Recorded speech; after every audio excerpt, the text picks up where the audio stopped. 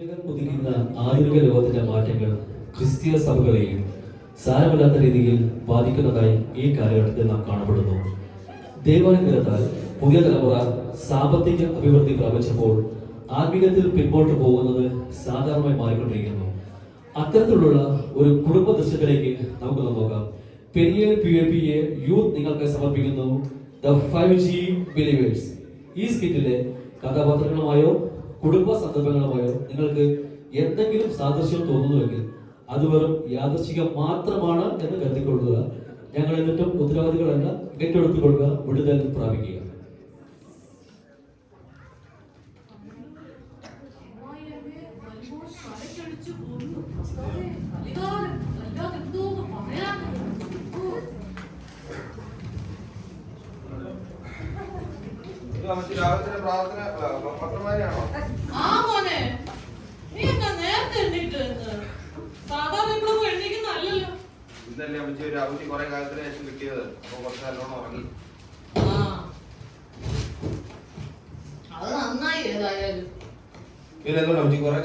പാട്ടൊന്നും കേൾക്കുന്നില്ല രാവിലെ, പാട്ട് പ്രാർത്ഥനയൊന്നും.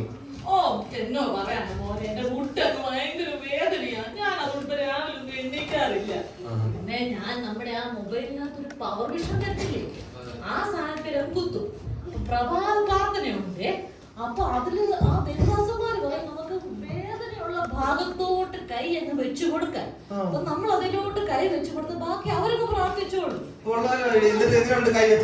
ഓ ഇന്ന് വന്ന പാസ്റ്റർ അത്ര പോരായിരുന്നു. നാളത്തെ പാസ്റ്റർ വിടുതൽ കിട്ടുമോ നോക്കാം.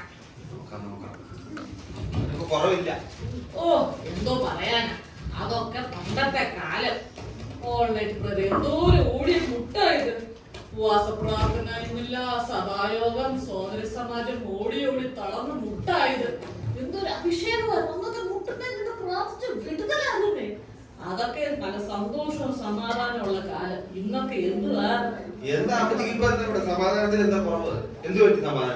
ഈ ഒരുത്തിയെ കെട്ടിക്കൊണ്ട് വന്നിട്ടില്ലേ, അന്ന് മുതൽ ഇവിടെ എന്തോ ഞാൻ പറയേണ്ടത്.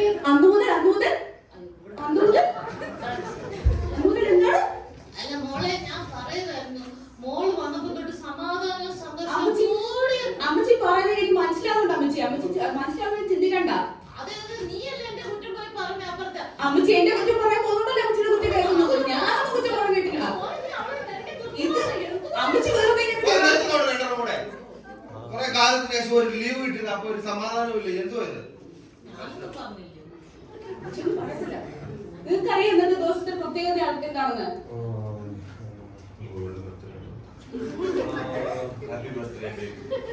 ഇന്ന് എന്റെ ബർത്ത്ഡേ ഒന്നല്ല. ഇന്ന് ആനിവേഴ്സറി മനുഷ്യ ഇതൊന്നും ഓർമ്മയില്ലല്ലേ? അപ്പൊ ഇന്ന് നമ്മുടെ പുതിയ മാറ്റം വന്ന പാസ്റ്ററും സെക്രട്ടറിയുടെ വീട്ടിൽ വരുന്ന ദിവസമാണ്. അതുകൊണ്ട് രാവിലെ താഴെ എനിക്ക് നിൽക്കുന്നേ.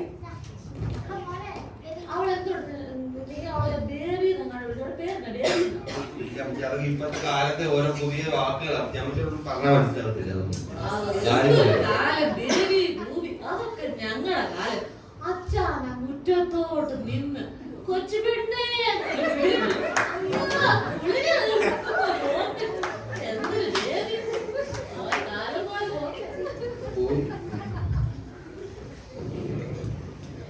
പിള്ളേരൊക്കെ എണ്ണിട്ടില്ലോ? പിള്ളേര് ഇതുവരെ എണ്ണിച്ചില്ല. അവന്മാര് അതെങ്ങനെ എഴുന്നേക്കാനാ? രാത്രി 2-3 മണി വരെ കുത്തിയിരുന്ന് ഫോണിൽ കൊണ്ടുവരും. പിന്നെ എങ്ങനെ എഴുന്നേക്കാൻ? എണ്ണിക്കാൻ പറഞ്ഞോട്. അത് എഴുന്നേറ്റ് വരണ്ടേ? പിന്നെ നമ്മൾ എന്ത് ചെയ്യാൻ പറ്റും? പിള്ളേരെ പറഞ്ഞിട്ട് 10 കൂടെ വിത്ത് കൂടെ എന്തോ ചെയ്യും. അമ്മച്ചി രാവിലെ എന്നോട് ഇങ്ങനെ തുടങ്ങിക്കൊണ്ട് വരരുത് കേട്ടോ അമ്മച്ചി. ഞാനൊന്നും പറഞ്ഞില്ലേ.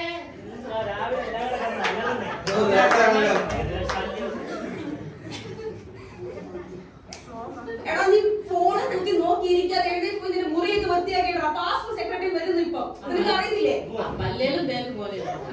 ആ പൊന്നോടെ എഴുന്നേറ്റ് വന്നോ? ബാ ബാ ബാ. നമ്മുടെ വ്യവസ്ഥ ഒക്കെ എവിടെ ഇരിക്കുന്നത് നിനക്ക് അറിയാവോ? ഞാൻ കണ്ടിട്ടത്. നിനക്ക് അറിയാവുന്ന എന്തെങ്കിലും കാര്യമുണ്ടോ? അതുകൊണ്ട് ചെല്ല്, പാസ്പോർട്ട് സെക്രട്ടറി വരുന്നു. ഓടി ചെന്ന് നമ്മുടെ അപ്പുറത്തെ മോളിയമ്മയുടെ വീട്ടിൽ നിന്ന് ഇതെടുത്തോണ്ട് വാ. ചെല്ല്, വ്യവസ്ഥ എടുത്തോണ്ട് വാ. അത് മോളിയമ്മയുടെ വീട്ടിൽ പോവാൻ നീ പറഞ്ഞേ കേട്ടോ. സൂസിയുടെ വീട്ടിൽ ഞാൻ ഇന്നലെ ഇച്ചിരി മീൻ വെള്ളം കഴുകി അങ്ങോട്ട് ഒഴിച്ചപ്പോ അവർ എന്നോട് 2 വർത്താനം പറഞ്ഞു.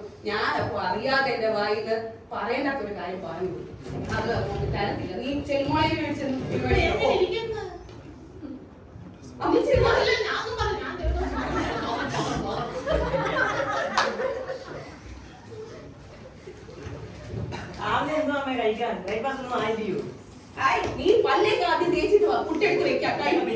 ദൈവമേ ഇന്നും പുട്ടാണ് ദൈവമേ അമ്മച്ചി തള്ളി തള്ളി പുതിയ പാസ്പോർട്ട്. ഏതായാലും നമ്മളെല്ലാം എഴുന്നേറ്റ് വാ, നമുക്ക് പോയി ഫുഡ് കഴിക്കാം. വാ. ഇനി കടലയാണോ മോളെ? ആ പുട്ടും കടലയാ. വാ, അത് കിട്ടിയാലേ കഴിക്കത്തുള്ളൂ. വാ. ഗ്യാസാ, കടല. എന്നാലും കുഴപ്പമില്ല.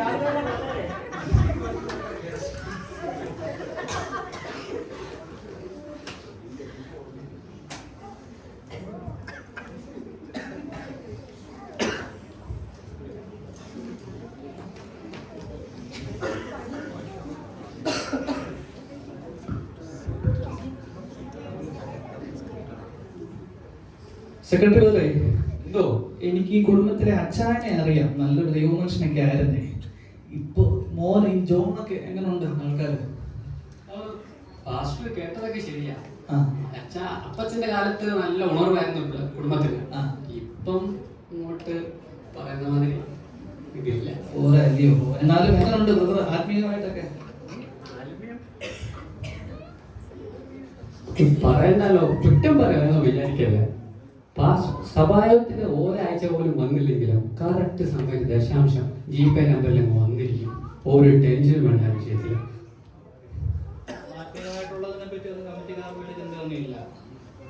ഞങ്ങളെ കമ്മിറ്റിക്കാർ പൊതുവെ ആത്മീയം നോക്കാറില്ല, വരുന്ന ഭൗതികം മാത്രം നോക്കി കണക്ക് കഴിഞ്ഞിട്ട് ഞങ്ങൾ ഇരിക്കും ഒരു സൈഡില്.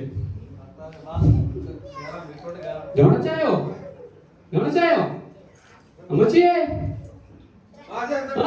എന്തുകൊണ്ട് വിശേഷം?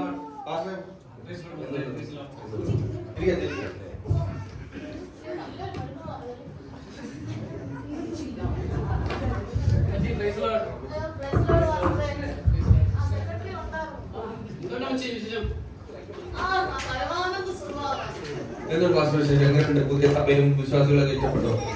സഭയൊക്കെ ഇഷ്ടപ്പെട്ടു, വിശ്വാസികളൊക്കെ പരിചയപ്പെട്ടു വരുന്നതൊക്കെ ഉണ്ടോ?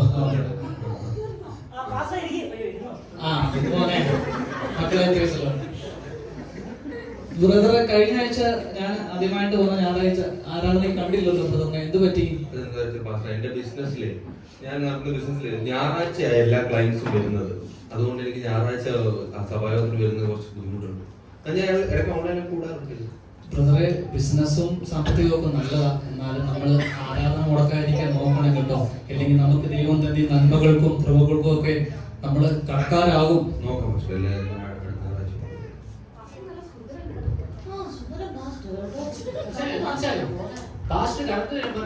മറ്റേ കൺവെൻഷൻ തരാൻ പറഞ്ഞ 2000 രൂപയ്ക്ക് എത്തിയില്ലല്ലോ. ഇവിടെ അച്ഛന്റെ വണ്ടിയിലേക്ക് എത്തിച്ചേക്കാം. ഞാൻ അടുത്ത ആഴ്ച എത്തിച്ചേക്കാം. അല്ലെങ്കിൽ ഗൂഗിൾ പേ കൊടുക്കാം അടുത്ത ആഴ്ച. നമ്പർ അറിയില്ലേ?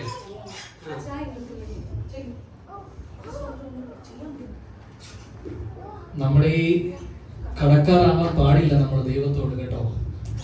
പറഞ്ഞപ്പോ പാസ്റ്റർ ഒരു പ്രത്യേക കാര്യം, നമ്മുടെ സഭയിലെ മണിക്കുട്ടിയില്ലേ, നമ്മുടെ കയ്യിൽ നിന്ന് എന്റെ കയ്യിൽ നിന്ന് 3000 രൂപ മേടിച്ചായിരുന്നേ. അത് ഇതുവരെ തന്നിട്ടില്ല. പലരോടും ചോദിച്ചു, തന്നില്ല. പാസ്റ്റർ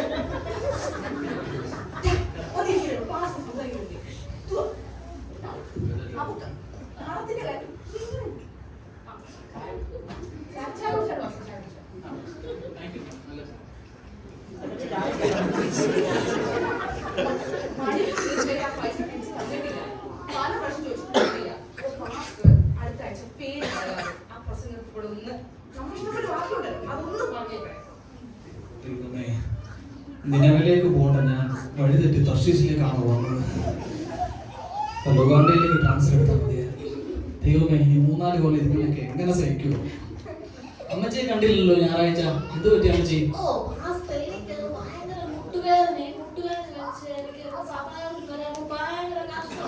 പിന്നെ ഞാൻ നമ്മുടെ സൂറുണ്ടല്ലോ, അതിലെന്തോ ഭയങ്കര സൗകര്യമാണ്. 10:30 ആരാധനകളും 12:30 തീരും. അപ്പോഴത്തേക്ക് സാമ്പാറും പപ്പടവും ചോറും എല്ലാം റെഡിയാകും. ഉടനെ എടുത്ത് കഴിക്കാൻ ഗ്യാസും കയറില്ല. ഈ സൂമൊക്കെ കണ്ടുപിടിച്ചിട്ട് ദൈവം അനുഗ്രഹിക്കുന്നത്. അമ്മച്ചി, ഈ സൂമൊക്കെ നമ്മുടെ കോവിഡ് സമയത്ത് ഒരു താൽക്കാലികമായിട്ട് കണ്ടുപിടിച്ചതാണ്. നമുക്ക് ഒന്നിച്ചുള്ള ഈ കൂട്ടായ്മയൊക്കെ വലിയ സന്തോഷം. കഴിവതും വരണം കേട്ടോ.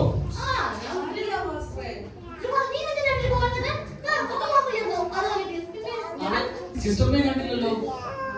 ഞാൻ കഴിഞ്ഞ ആഴ്ച എന്റെ ഒരു കൂട്ടുകാരിയുടെ മോളെ കല്യാണം ഉണ്ടാക്കും. പോവാതിരിക്കാൻ പച്ചവെള്ളം അങ്ങോട്ട് പോയല്ലോ പാസ്റ്റർ.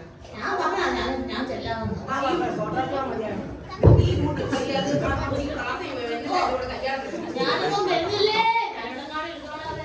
മകളെ നിങ്ങളെ സൺഡേ സ്കൂളിൽ നിന്ന് എനിക്കൊന്നും കണ്ടില്ലല്ലോ, എന്ത് പറ്റി? എന്തോ പറയുന്ന ഞായറാഴ്ച സ്പെഷ്യൽ ക്ലാസ് ഉണ്ട്, ട്യൂഷൻ ഉണ്ട്, സിനിമ അല്ല ക്ലാസ്സൊക്കെ മുടക്കി കഷ്ടപ്പെട്ട് വീട്ടുകാർ വിടുന്നില്ലേ, അവർക്ക് പോയില്ലെങ്കിൽ വല്ലാത്ത വിഷമമാണ് ക്ലാസ്.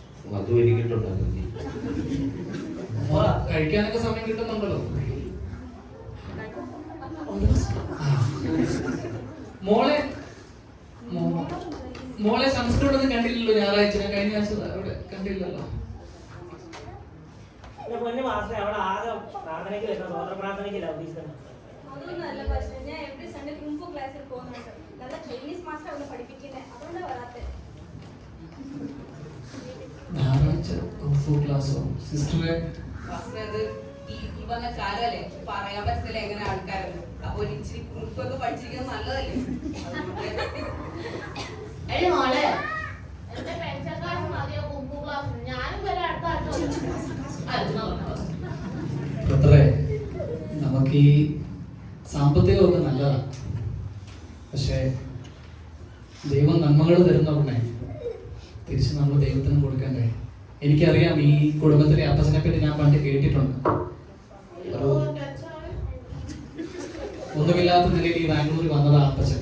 ചെറിയ ജോലിയൊക്കെ ചെയ്തെങ്കിലും കിട്ടുന്ന സമയമൊക്കെ ദൈവത്തിന് വേണ്ടി അമ്മച്ചിക്ക് അറിയാം, ഒത്തിരി ഓടി നടന്ന് പ്രവർത്തിച്ച അപ്പച്ചനാണ്. അതിൻ്റെയൊക്കെ നന്മകളാണ് ഇന്നീ അനുഭവിക്കുന്നതും ദൈവം എന്നീ തന്നതും ഒക്കെ. നിങ്ങളെ കുഞ്ഞുങ്ങളെ സൺഡേ സ്കൂളിൽ വിടാതൊക്കെ ഇങ്ങനെ ആയാലും എങ്ങനെയാ? നിങ്ങൾ ആ അപ്പച്ചന്റെ തലമുറയല്ലയോ? മോനെ, നീ ആ എബ്രായർ 10:24 ഒരു ബാക്കി കൊടുത്ത് വായിച്ചാൽ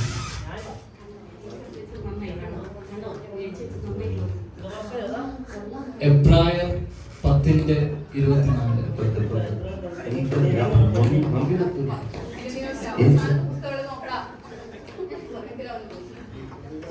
ഇംഗ്ലീഷായിട്ട് മലയാളം വായിക്കാൻ വേണ്ട വിട. ഇപ്പോഴത്തെ കുഞ്ഞുങ്ങളെ കണ്ടില്ലേ, അവർക്ക് ബൈബിളിലെ അധ്യായങ്ങൾ വിടാന്ന് പോലും അറിയത്തില്ല. നമ്മുടെ തലമുറ ഇങ്ങനെയാണോ ആവേണ്ടത്?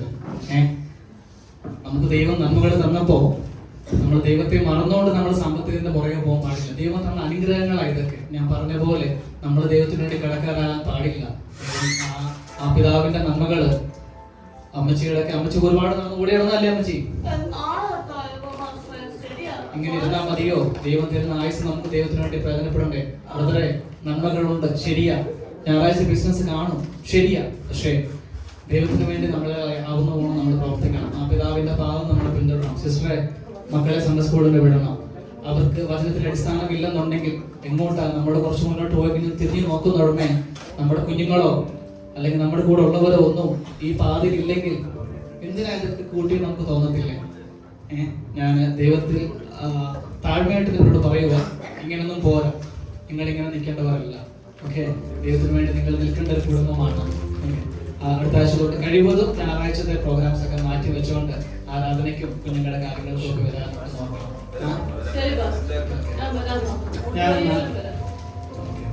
ഞങ്ങൾക്ക് ഇനി സെക്രട്ടറി കൂട്ടി കുറച്ച് വീടുകളൊക്കെ കയറാനുണ്ട്. ഞങ്ങളെന്നാ ഒരു വാക്ക് പ്രാർത്ഥിച്ചിട്ട് ഇറങ്ങിക്കോട്ടെ. ശരിയാണ്. 1 യോഹന്നാൻ 1:15 മുതൽ 17 വരെ. ലോകത്തെയും ലോകത്തിലുള്ളതിനെയും സ്നേഹിക്കരുത്. ഒരുവൻ ലോകത്തെ സ്നേഹിക്കുന്നുവെങ്കിൽ അവനിൽ പിതാവിന്റെ സ്നേഹമില്ല. ജഡമോഹം, കൺമോഹം, ജീവനത്തിന്റെ പ്രതാപം ഇങ്ങനെ ലോകത്തിലുള്ളതല്ല പിതാവിൽ നിന്നല്ല ലോകത്തിൽ നിന്നത്രയാകുന്നു. ലോകവും അതിന്റെ മോഹവും ഒഴിഞ്ഞു പോകുന്നു. ദൈവം ചെയ്യുന്നവരോ എന്നേക്കും ഇരിക്കുന്നു. പ്രിയ ദൈവസഭയെ, നാമും നമ്മുടെ തലമുറയിൽ സാമ്പത്തികത്തിന്റെയും ടെക്നോളജിയുടെയും വളർച്ചയുടെ കൂടെ സഞ്ചരിക്കുമ്പോഴും നമ്മുടെ പിതാക്കന്മാർ കഷ്ടതയിലും പട്ടിണിയിലും ദുഃഖപ്പിടിച്ച ദൈവത്തിന്റെ സ്നേഹം നാം മറക്കരുത്. നമ്മുടെ മാതാപിതാക്കൾ അവരുടെ ആത്മീക മാതൃകയായിരിക്കണം. വഷളത്വം നിറഞ്ഞ ഈ കാലഘട്ടത്തിൽ നമ്മുടെ കുഞ്ഞുങ്ങളെ ചെറുപ്രായം മുതൽക്കേ ക്രിസ്തുവിന് വേണ്ടി വേറിട്ട് നിൽക്കുന്നവരായി തേജസ്സുള്ളവരായി വാർത്തെടുക്കും സഭയെ ബലപ്പെടുത്തട്ടെ എന്ന് പ്രാർത്ഥിച്ചുകൊണ്ട് ഞങ്ങളുടെ ഈ സ്കിറ്റ് ദ 5G ബിലീവേഴ്സ് ഇവിടെ സമാപിക്കുന്നു. May God bless you all.